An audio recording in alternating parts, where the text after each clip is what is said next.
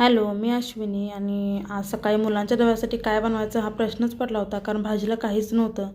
मग कडधान्यामध्ये मूग होतं, ते मुगाचं उसळ करायचं असं ठरवलं. पण झालं असं की मूग जास्त शिजला आणि मला त्याची आमटी करावी लागली.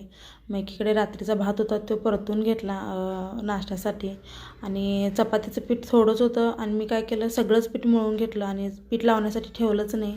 मग मी काय केलं, तांदळाचं पीठ होतं ते घेतलं आणि त्याच्याने चपात्या लाटून घेतल्या. आणि मुलांच्या डब्यामध्ये मग आता भाजीला काहीच नव्हतं म्हणताना मग मी काय केले, चपातीला तूप लावून घेतले आणि त्याच्यावरती पीनट बटर आहे ते लावून घेतले. मी पीनट बटर घरीच तयार केलेलं आहे आणि त्याच्यावरती केळाचे काप आहेत ते टाकून घेतले आणि छान असा रोल केला आणि हा रोल त्यांना दिला पीनट बटरचा. आणि हे मुलांना खूप जास्त माझ्या आवडतं, पण तेच त्यांना दिले.